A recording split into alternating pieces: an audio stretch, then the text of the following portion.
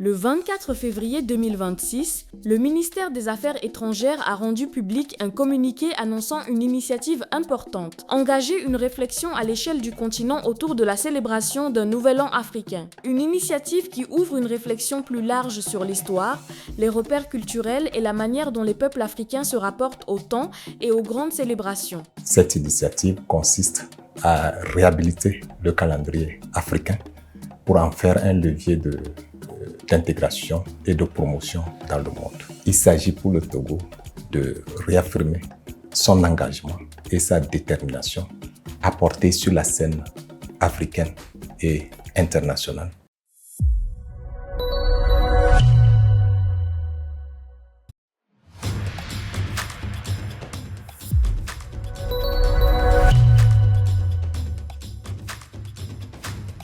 Bonjour, Monsieur Fintakba Lamega. Bonjour, madame. Bienvenue dans Notre Afrique, la voix de la diplomatie panafricaine. Le 24 février 2026, le ministère des Affaires étrangères a rendu public un communiqué annonçant une initiative importante. Engager une réflexion à l'échelle du continent autour de la célébration d'un nouvel an africain. Pour mieux comprendre la portée et les enjeux de cette démarche, nous sommes très heureux de vous recevoir aujourd'hui dans le podcast Notre Afrique, la voix de la diplomatie panafricaine. Bienvenue, monsieur. Merci, madame. Alors, avant d'entrer dans le vif du sujet, est-ce que vous pouvez vous présenter brièvement, s'il vous plaît? Merci, madame, pour l'occasion que vous me donnez. Je réponds au nom et prénom de Fintakba Lamega Dekalega. Je suis l'un des conseillers techniques du ministre des Affaires étrangères, de la coopération, de l'intégration africaine et des Togolais de l'extérieur. D'accord, merci monsieur. Alors, le 24 février, le ministère des Affaires étrangères, de la coopération, de l'intégration africaine et des Togolais de l'extérieur a publié un communiqué relatif à la célébration du Nouvel An africain. Est-ce que vous pouvez nous expliquer de quoi il s'agit et quelle est la portée de cette initiative? Merci beaucoup, madame, pour cette question. D'abord, comme vous l'avez si bien dit, c'est une initiative du Togo. Et cette initiative consiste à réhabiliter le calendrier africain pour en faire un levier d'intégration et de promotion dans le monde. Il s'agit en fait de créer un cadre de réflexion, d'échange d'idées pour pouvoir aboutir à la célébration du Nouvel An africain, ce qui entre dans le cadre de l'affirmation du particularisme africain et de la dignité du continent africain. En ce qui concerne la portée de cette initiative, il s'agit pour le Togo de réaffirmer son engagement et sa détermination à porter sur la scène africaine et internationale certaines questions qui entrent dans le cadre de la quête de la souveraineté, de la dignité, de l'équité et du respect pour le continent africain. Merci, monsieur. Et pourquoi le Togo a choisi de porter aujourd'hui cette initiative à l'échelle du continent africain? Merci, madame. D'abord, en tant qu'État membre de l'Union africaine, le Togo peut porter toute initiative qui concerne l'Afrique. Ce qu'il faut noter, c'est que le Togo préside actuellement le Haut Comité sur la décennie des racines africaines et de la diaspora africaine. Et cette décennie a été lancée en février 2021 par l'Union africaine. Elle a été décrétée par l'Union africaine en février 2021. Et dans le cadre de cette décennie, le Togo assure un leadership concret qui lui a permis d'organiser certains grands événements, comme par exemple le 9e congrès panafricain qui s'est déroulé à Lomé du 8 au 12 décembre. Et c'est dans ce cadre, c'est dans le cadre de la présidence du Haut Comité des racines africaines et de la diaspora que le Togo porte cette initiative. Et comme je l'ai dit, en tant qu'État membre de l'Union africaine, peut porter cette initiative au niveau continental. D'accord. Et aujourd'hui, à travers le monde, quand même, plusieurs peuples ont conservé leur calendrier et célèbrent leur nouvel an selon leurs traditions. Est-ce que vous pouvez donner des exemples de civilisations, de peuples qui célèbrent déjà, ou des exemples sur lesquels peut-être le Togo se base pour porter cette initiative, ou des exemples quand même sur lesquels notre nouvel an va se baser? Merci beaucoup, madame. En effet, dans le monde, il y a certains peuples qui ont conservé leur calendrier. Pour citer certains exemples, il y a par exemple la Chine qui célèbre le Nouvel An lunaire. Il y a l'Israël qui célèbre le Rosh Hashanah. Et puis, il y a également l'Inde qui célèbre dans sa partie septentrionale le Diwali. En Afrique, il faut relever que l'Éthiopie fait figure d'exception avec un nouvel an propre. Si nous voulons aller sur un plan religieux, vous verrez également que les orthodoxes célèbrent leur nouvel an. Et d'où l'initiative du Togo d'essayer de voir si, au niveau africain, nous ne pouvons pas également célébrer le nouvel an africain. Et les experts nous donneront plus de précision et nous donneront les orientations nécessaires. D'accord. On parle d'experts aussi. Dans le communiqué de lancement, il a également annoncé un colloque international autour de cette thématique. Quelle sera la finalité de cette rencontre? Merci, madame. Un colloque, c'est un cadre. C'est une rencontre qui permet aux experts de faire des présentations, de présenter les résultats de leurs recherches, et de faire des discussions, d'échanger des idées novatrices.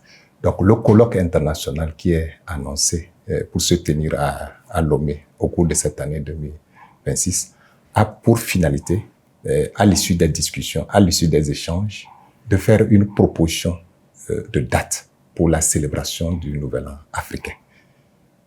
Voilà la finalité du colloque international qui sera organisé à Lomé. C'est de proposer une date pour la célébration du Nouvel An africain. D'accord. Et aussi, on parlait d'experts tout à l'heure. Après le lancement de cette initiative, un comité scientifique, si je ne me trompe pas, a été mis en place le 4 mars 2026. Quelle est la mission de ce comité exactement et quel type d'expertise compose cette équipe? Parce que c'est eux qui vont proposer la date, j'imagine. Quel type d'expertise compose cette équipe? Non, c'est pas le comité scientifique qui va proposer la date pour la célébration du Nouvel An africain. Le comité scientifique a pour mission d'assurer le pilotage scientifique avec des propositions concrètes pour l'organisation du colloque international. Donc, voilà la mission spécifique du comité scientifique qui a été mis en place le 4 mars 2026. Et dans ce comité scientifique, nous avons d'abord des diplomates, nous avons des universitaires qui sont spécialistes dans plusieurs domaines, par exemple l'archéologie, la linguistique, la littérature, la philosophie politique et sociale, et bien d'autres, la littérature africaine, les civilisations africaines, les arts. Voilà autant d'expertises qui figurent au niveau de ce comité. Ok, alors, donc de manière plus concrète, quelles seront les principales attributions de ce comité scientifique dans le cadre de cette réflexion? Oui, dans le cadre de cette réflexion, le comité scientifique qui a été mis en place a pour attribution spécifique, entre autres, la définition des sous-thèmes du colloque. Le comité scientifique va suggérer des noms des participants et des intervenants à inviter pour le colloque en tenant compte de l'équilibre des 5 régions du continent. C'est très important que toutes les 5 régions du continent les experts des 5 régions du continent puissent participer au colloque. Le comité scientifique a également pour attribution d'élaborer des notes de cadrage du colloque, ensuite d'élaborer, de valider et de publier les actes du colloque, parce qu'à l'issue du colloque, il y aura ce qu'on appelle les actes du colloque qui seront publiés pour les besoins de recherche et autres. Voilà. Pour un colloque international de cette nature, on s'attend naturellement à des résultats. Quels sont les résultats ou recommandations que vous espérez voir émerger de ces travaux? Merci beaucoup, madame. Comme je venais de le dire, d'abord, un colloque international de cette nature, on s'attend à la publication des actes du colloque à l'issue de cet événement. Mais le résultat concret que nous attendons, c'est qu'à l'issue des discussions, à l'issue des présentations, à l'issue des travaux de recherche, à l'issue des débats inclusifs, que le colloque puisse proposer une date pour la célébration du Nouvel An africain. Et donc, les recommandations de ce colloque ainsi que ses conclusions seront transmises par la suite à la Commission de l'Union africaine qui va maintenant inscrire ça à l'ordre du jour de la conférence des chefs d'État et de gouvernement de l'Union africaine pour qu'une décision soit prise à propos de la date de célébration du Nouvel An africain. D'accord. Et concernant encore ce colloque qui se tiendra à Lomé, qui pourra participer à cette rencontre? Comment les chercheurs, experts, acteurs culturels ou d'autres personnes intéressées par le sujet peuvent participer à cette réflexion ou contribuer à cette réflexion? Merci, madame, pour cette question. D'abord, les chercheurs, vous avez dit les chercheurs, les acteurs culturels et autres pourront participer. D'abord, le comité scientifique va faire un appel à manifestation d'intérêt pour des présentations ou pour participer au colloque. Et une sélection sera faite. Donc, ces acteurs que vous avez cités peuvent passer par ce canal. Ensuite, il y aura les inscriptions seront lancées. Ces acteurs peuvent participer. Même s'ils ne participent pas, ils peuvent toujours envoyer leur contribution au niveau du comité scientifique. Maintenant, pour répondre à votre question, qui pourra participer pour le colloque international, nous attendons bien évidemment les universitaires, les experts et tous les spécialistes sur les questions africaines, sur les questions d'anthropologie, sur les questions de sociologie, sur les questions de civilisation africaine, sur les questions d'histoire. Et évidemment, nous attendons également les représentants des États parce que puisqu'une décision sera prise à l'issue de ce processus, nous avons besoin des représentants des États africains, les représentants des 5 régions du continent ainsi que les représentants de nos us et coutumes, parce que c'est très important d'impliquer les acteurs locaux et toutes les bonnes volontés, toutes les parties prenantes, toutes les personnes qui peuvent contribuer à la réflexion pour dégager, en tenant compte de nos traditions, en tenant compte de nos fêtes traditionnelles en Afrique, pour dégager une date pour la célébration du continent africain. Toutes ces personnes seront les bienvenues et le moment venu, un appel sera lancé pour les inscriptions. Et pour finir, quel message vous souhaitez adresser aux Africains et aussi aux Afro-descendants à propos de cette initiative autour du Nouvel An africain? Merci beaucoup, madame. Le Togo vient d'organiser, en collaboration avec l'Union africaine, le 9e congrès panafricain qui s'est tenu à Lomé du 8 au 12 décembre.